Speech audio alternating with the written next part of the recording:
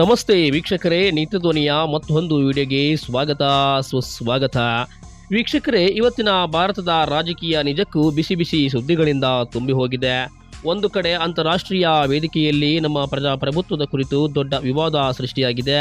ಇನ್ನೊಂದು ಕಡೆ ಜಾಗತಿಕ ಸೂಪರ್ ಪವರ್ ರಷ್ಯಾದ ಅಧ್ಯಕ್ಷ ಪುಟಿನ್ ಅವರು ಪ್ರಧಾನಿ ಮೋದಿಯವರ ವಿದೇಶಾಂಗ ನೀತಿಯನ್ನ ಬಲವಾಗಿ ಸಮರ್ಥಿಸಿಕೊಂಡಿದ್ದಾರೆ. ಹಾಗೆ ದಕ್ಷಿಣದಲ್ಲಿ ಬಿಜೆಪಿ ವಿರುದ್ಧ ಸ್ಟಾಲಿನ್ ಅವರ ಖಡಕ್ ಹೇಳಿಕೆ ತಮಿಳುನಾಡು ರಾಜಕೀಯವನ್ನ ಅಲುಗಾಡಿಸಿದೆ. ವೀಕ್ಷಕರೇ, ಈ ಮೂರು ಸುದ್ದಿಗಳ ಬಗ್ಗೆ ವಿಶೇಷವಾದಂತಹ ಮಾಹಿತಿ ಇಲ್ಲಿದೆ. ಈ ವಿಡಿಯೋವನ್ನ ಪೂರ್ತಿಯಾಗಿ ನೋಡಿ, ಹಾಗೆ ನಮ್ಮ ಚಾನಲ್ ಸಬ್ಸ್ಕ್ರೈಬ್ ಮಾಡಿಕೊಳ್ಳಿ, ಲೈಕ್ ಮಾಡಿ, ಕಮೆಂಟ್ ಮಾಡಿ. ವೀಕ್ಷಕರೇ, ನಮ್ಮ ಮೊದಲ ಮತ್ತು ಅತ್ಯಂತ ವಿವಾದಾತ್ಮಕ ಸುದ್ದಿ ಕಾಂಗ್ರೆಸ್ ನಾಯಕ ರಾಹುಲ್ ಗಾಂಧಿ ಅವರು ಕೊಟ್ಟಿರುವಂತಹ ಒಂದು ಹೇಳಿಕೆ.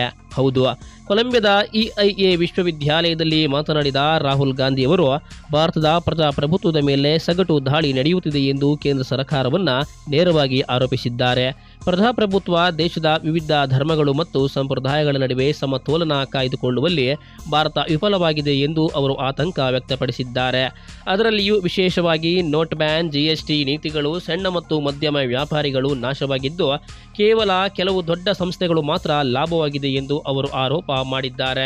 ವೀಕ್ಷಕರೇ, ಬಿಜೆಪಿಯವರು ರಾಹುಲ್ ಗಾಂಧಿಯವರ ಈ ಒಂದು ಹೇಳಿಕೆಯನ್ನ ತೀವ್ರವಾಗಿ ಖಂಡಿಸಿದ್ದಾರೆ. ಹಿರಿಯ ಬಿಜೆಪಿ ನಾಯಕರು ರಾಹುಲ್ ಗಾಂಧಿಯವರು ಪ್ರಚಾರದ ನಾಯಕ, ದೇಶದ ಆಂತರಿಕ ವಿಚಾರಗಳನ್ನ ವಿದೇಶದಲ್ಲಿ ಮಾತನಾಡಿ ಭಾರತದ ಪ್ರಜಾಪ್ರಭುತ್ವವನ್ನ ಪದೇ ಪದೇ ಹೀಯಾಳಿಸುತ್ತಿದ್ದಾರೆ ಎಂದು ತಿರುಗೇಟು ನೀಡಿದ್ದಾರೆ. ವೀಕ್ಷಕರೇ, ಈ ಒಂದು ವಿವಾದದ ಪ್ರಮುಖ ಅಂಶವೆಂದರೆ ನಮ್ಮ ದೇಶದ ವಿರೋಧ ಪಕ್ಷದ ನಾಯಕರು ಭಾರತದ ಆಂತರಿಕ ವಿಷಯಗಳ ಕುರಿತು ಅಂತಾರಾಷ್ಟ್ರೀಯ ವೇದಿಕೆಯಲ್ಲಿ ಮಾತನಾಡುವುದು ಸರಿಯೇ? ಇದು ಟೀಕೆ ಆಗಿದೆಯಾ ಅಥವಾ ದೇಶದ ಘನತೆಗೆ ಧಕ್ಕೆ ತರುತ್ತಿದೆಯಾ? ನಿಮ್ಮ ಅಭಿಪ್ರಾಯವನ್ನ ಕಮೆಂಟ್ನಲ್ಲಿ ತಿಳಿಸಿ. ವೀಕ್ಷಕರೇ, ನಮ್ಮ ಎರಡನೆಯ ಪ್ರಮುಖ ಸುದ್ದಿ ಜಾಗತಿಕ ರಾಜಕೀಯ ವಲಯದಿಂದ ಬಂದಿದೆ ಮತ್ತು ಇದು ಪ್ರಧಾನಿ ಮೋದಿಯವರ ಪರ ವಿದೇಶಾಂಗ ನೀತಿಗೆ ದೊಡ್ಡ ಶಕ್ತಿಯನ್ನ ತುಂಬಿದೆ. ಹೌದು ವೀಕ್ಷಕರೇ, ರಷ್ಯಾದ ಅಧ್ಯಕ್ಷ ವ್ಲಾಡಿಮಿರ್ ಪುಟಿನ್ ಅವರು ಇತ್ತೀಚೆಗೆ ಭಾರತದ ನಿಲುವನ್ನ ಸಮರ್ಥಿಸಿ ಅಮೆರಿಕಗೆ ಒಂದು ಖಡಕ್ ಸಂದೇಶವನ್ನ ನೀಡಿದ್ದಾರೆ. ರಷ್ಯಾದಿಂದ ತೈಲ ಖರೀದಿಸುವುದನ್ನ ನಿಲ್ಲಿಸುವಂತೆ ಭಾರತದ ಮೇಲೆ ಅಮೆರಿಕ ಒತ್ತಡ ಹೇರಬಾರದು ಎಂದು ಪುಟಿನ್ ಎಚ್ಚರಿಕೆ ನೀಡಿದ್ದಾರೆ. ಹಾಗೆ ಅವರು ಪ್ರಧಾನಿ ನರೇಂದ್ರ ಮೋದಿಯವರನ್ನ ಬಹಳ ಬುದ್ಧಿವಂತ ಮತ್ತು ರಾಷ್ಟ್ರೀಯ ಹಿತಾಸಕ್ತಿಯನ್ನ ಮೊದಲು ನೋಡುವ ನಾಯಕ ಎಂದು ಬಣ್ಣಿಸಿದ್ದಾರೆ. ಭಾರತವು ಯಾರ ಮುಂದೆಯೂ ಅವಮಾನಕ್ಕೆ ಒಳಗಾಗಲು ಅವಕಾಶ ನೀಡುವುದಿಲ್ಲ ಎಂದು ಪುಟಿನ್ ಹೇಳಿದ್ದಾರೆ. ವೀಕ್ಷಕರೇ, ಈ ಒಂದು ಹೇಳಿಕೆ ಭಾರತಕ್ಕೆ ಎರಡು ರೀತಿಯಲ್ಲಿ ಮುಖ್ಯವಾಗುತ್ತದೆ. ಒಂದು, ಭಾರತ ರಷ್ಯಾ ನಡುವಿನ ವಿಶೇಷ ಕಾರ್ಯತಂತ್ರದ ಪಾಲುದಾರಿಕೆ ಬಲಗೊಂಡಿದೆ. ಎರಡನೆಯದು, ಜಾಗತಿಕ ಶೀತಲ ಸಮರದ ಈ ಸಮಯದಲ್ಲಿ ಭಾರತವು ಯಾವುದೇ ಬಣಕ್ಕೆ ಸೇರದೆ ತನ್ನ ಹಿತಾಸಕ್ತಿಗಳನ್ನು ಮೊದಲು ಇಡುತ್ತಿದೆ ಎಂಬ ಸಂದೇಶವನ್ನು ಸ್ಪಷ್ಟವಾಗಿ ನೀಡಿದೆ. ಈ ಬೆಂಬಲ ನಮ್ಮ ದೇಶದ ಮೇಲೆ ಜಾಗತಿಕವಾಗಿ ಯಾವ ಪರಿಣಾಮ ಬೀರುತ್ತದೆ? ವೀಕ್ಷಕರೇ, ನಮ್ಮ ಮೂರನೇ ಮತ್ತು ಕೊನೆಯ ಸುದ್ದಿ ದಕ್ಷಿಣ ಭಾರತದ ರಾಜಕೀಯದಲ್ಲಿ ಸಂಚಲನ ಮೂಡಿಸಿದೆ.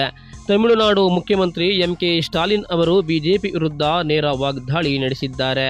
ಅವರು ಬಿಜೆಪಿಯನ್ನ ಪರಾವಲಂಬಿ ಪಕ್ಷ ಎಂದು ಟೀಕಿಸಿದ್ದಾರೆ. ಆದರೆ ಬಿಜೆಪಿ ಇತರರ ರಕ್ತವನ್ನ ಹೀರಿ ಬದುಕುತ್ತಿದೆ ಎಂದು ಅವರು ಆಕ್ರೋಶ ವ್ಯಕ್ತಪಡಿಸಿದ್ದಾರೆ.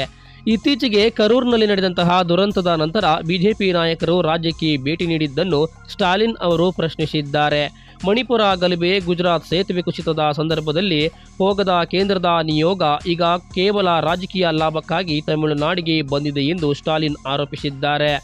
ದಕ್ಷಿಣ ಭಾರತದಲ್ಲೇ ನೆಲೆ ಕಂಡುಕೊಳ್ಳಲು ಬಿಜೆಪಿ ಪ್ರಯತ್ನಿಸುತ್ತಿರುವ ಈ ಸಮಯದಲ್ಲಿ ಸ್ಟಾಲಿನ್ ಅವರ ಈ ಖಡಕ್ ಹೇಳಿಕೆಗೆ ಬಿಜೆಪಿ ಪ್ರಯತ್ನಗಳಿಗೆ ದೊಡ್ಡ ಸವಾಲುಗಳು ಬಂದೊಡ್ಡಿದೆ. ವೀಕ್ಷಕರೇ, ಒಟ್ಟಾರೆಯಾಗಿ ಹೇಳುವುದಾದರೆ ಭಾರತದ ರಾಜಕೀಯ ಈ ಮೂರು ದಿಕ್ಕುಗಳಲ್ಲಿ ಬಿಸಿಯಾಗಿದೆ. ನಮ್ಮ ದೇಶದಲ್ಲಿ ಪ್ರಜಾಪ್ರಭುತ್ವದ ಕುರಿತು ಆಂತರಿಕ ಸಂಘರ್ಷ, ಜಾಗತಿಕ ಶಕ್ತಿಗಳ ನಡುವೆ ನಮ್ಮ ವಿಶಿಷ್ಟ ಸ್ಥಾನ ಮತ್ತು ಪ್ರಾದೇಶಿಕ ಪಕ್ಷಗಳೊಂದಿಗೆ ಬಿಜೆಪಿ ಮಾಡುತ್ತಿರುವ ಕಠಿಣ ಹೋರಾಟ, ಇದೆಲ್ಲವೂ ಮುಂಬರುವ ಚುನಾವಣೆಗಳ ಮೇಲೆ ದೊಡ್ಡ ಪರಿಣಾಮ ಬೀರಲಿದೆ. ಈ ಮೂರು ಸುದ್ದಿಗಳ ಬಗ್ಗೆ ನಿಮ್ಮ ಅಭಿಪ್ರಾಯವನ್ನ ಕಮೆಂಟ್ ಮಾಡಿ ತಿಳಿಸಿ. ವಿಡಿಯೋ ಇಷ್ಟವಾದರೆ ಲೈಕ್ ಮಾಡಿ ಮತ್ತು ನಮ್ಮ ಚಾನಲ್ ಸಬ್ಸ್ಕ್ರೈಬ್ ಆಗುವುದನ್ನು ಮರೆಯಬೇಡಿ. ಮತ್ತೆ ಸಿಗೋಣ. ನಮಸ್ಕಾರ.